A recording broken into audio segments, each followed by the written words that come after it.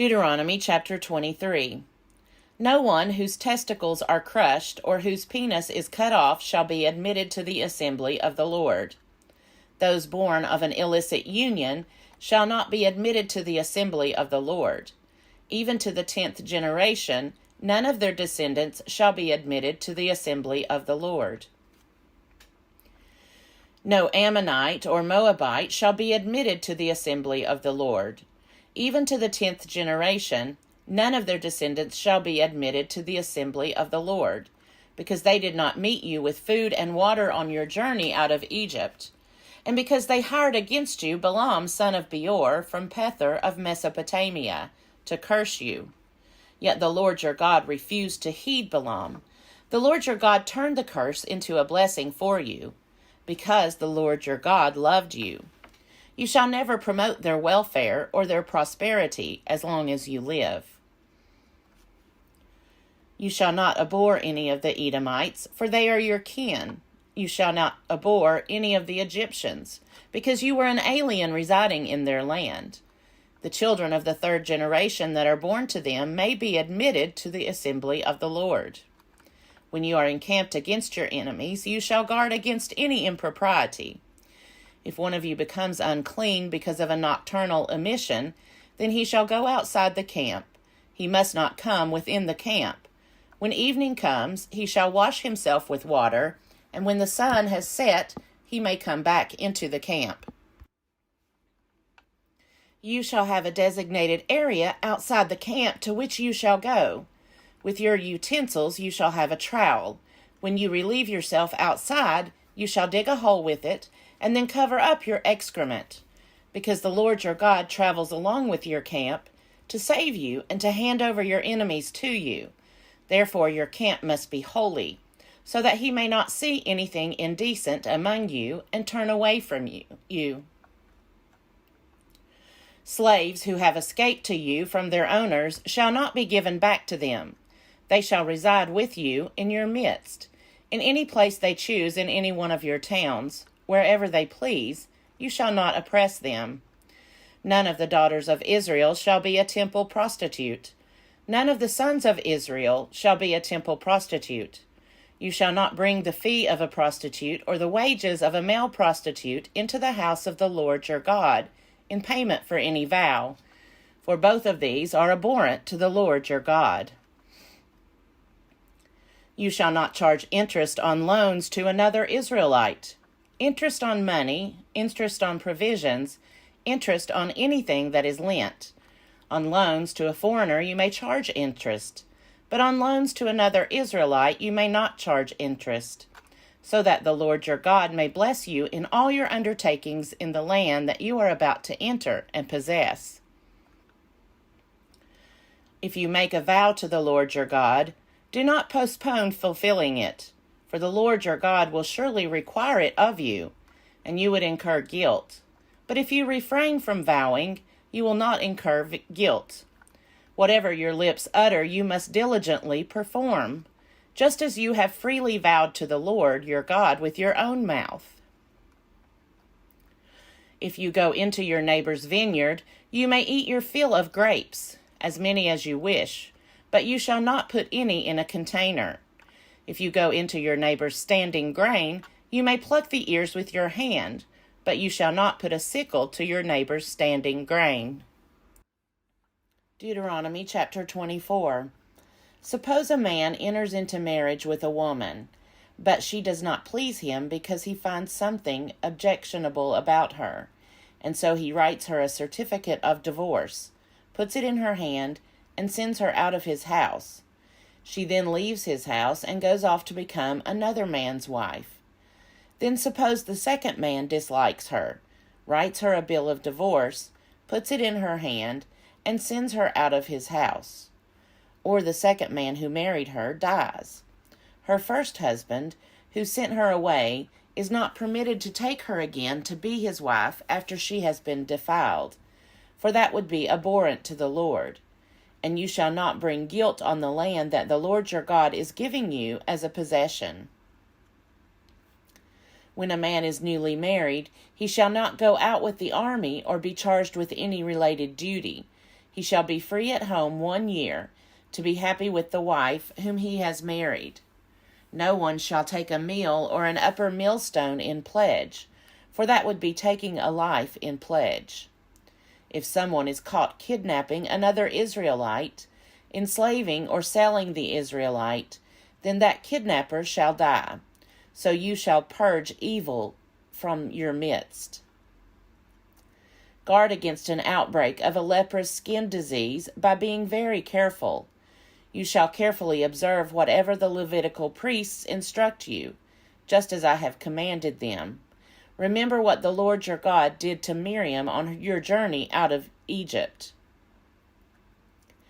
When you make your neighbor a loan of any kind, you shall not go into the house to take the pledge. You shall wait outside, while the person to whom you are making the loan brings the pledge out to you. If the person is poor, you shall not sleep in the garment given you as the pledge. You shall give the pledge back by sunset, so that your neighbor may sleep in the cloak and bless you, and it will be to your credit before the Lord your God. You shall not withhold the wages of poor and needy laborers, whether other Israelites or aliens who reside in your land in one of your towns. You shall pay them their wages daily before sunset, because they are poor and their livelihood depends on them. Otherwise they might cry to the Lord against you, and you would incur guilt. Parents shall not be put to death for their children, nor shall children be put to death for their parents. Only for their own crimes may persons be put to death. You shall not deprive a resident alien or an orphan of justice. You shall not take a widow's garment in pledge. Remember that you were a slave in Egypt, and the Lord your God redeemed you from there. Therefore I command you to do this. When you reap your harvest in your field and forget a sheaf in the field, you shall not go back to get it. It shall be left for the alien, the orphan, and the widow, so that the Lord your God may bless you in all your undertakings.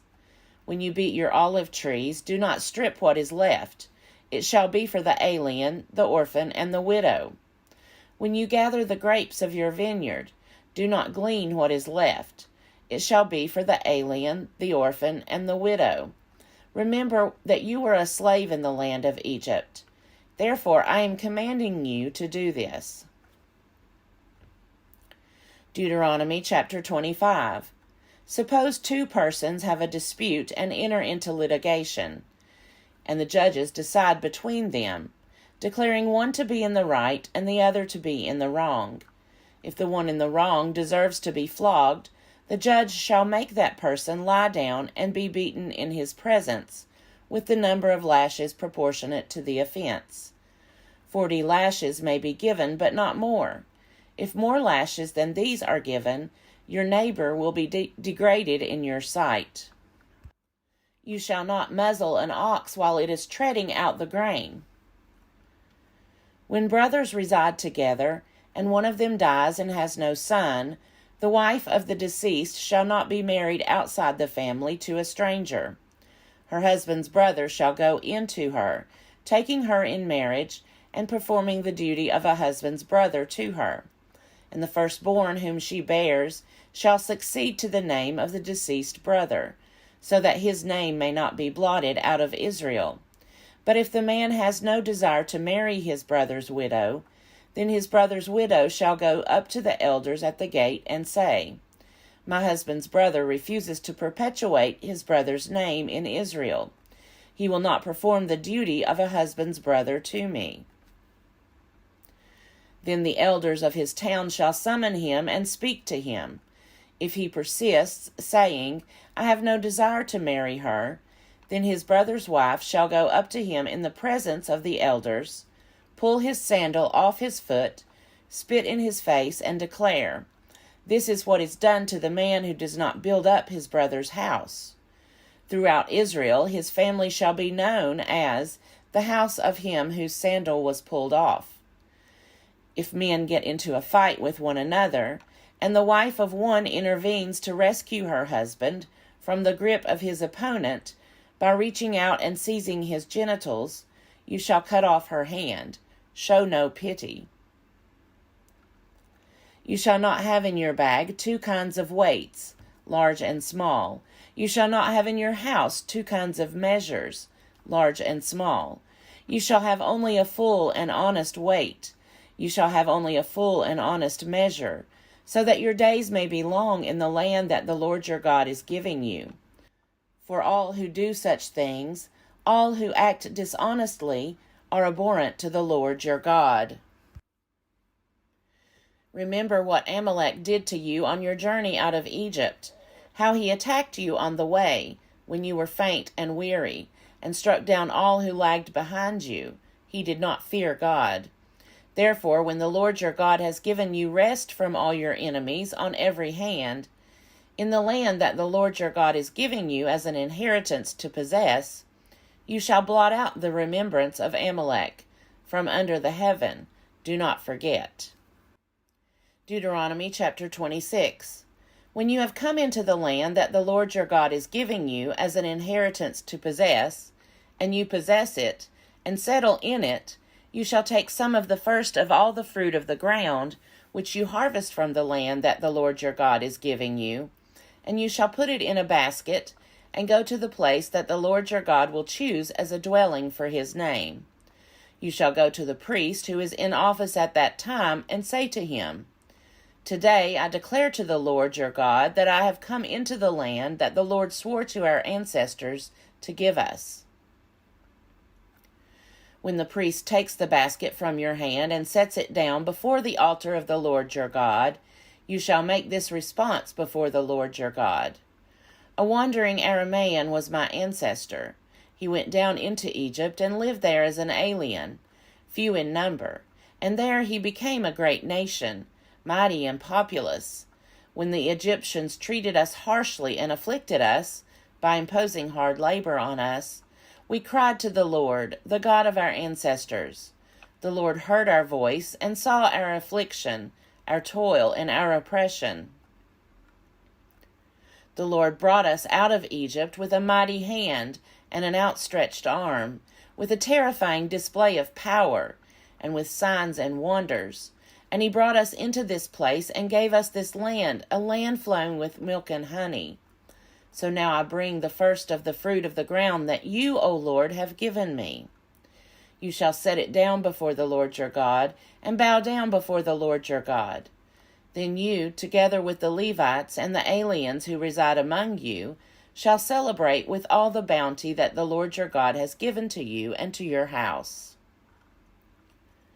When you have finished paying all the tithe of your produce, in the 3rd year, which is the year of the tithe, giving it to the Levites, the aliens, the orphans, and the widows, so that they may eat their fill within your towns, then you shall say before the Lord your God, I have removed the sacred portion from the house, and I have given it to the Levites, the resident aliens, the orphans, and the widows, in accordance with your entire commandment that you commanded me. I have neither transgressed nor forgotten any of your commandments.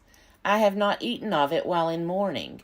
I have not removed any of it while I was unclean, and I have not offered any of it to the dead. I have obeyed the Lord my God, doing just as you commanded me. Look down from your holy habitation, from heaven, and bless your people Israel and the ground that you have given us, as you swore to our ancestors, a land flowing with milk and honey.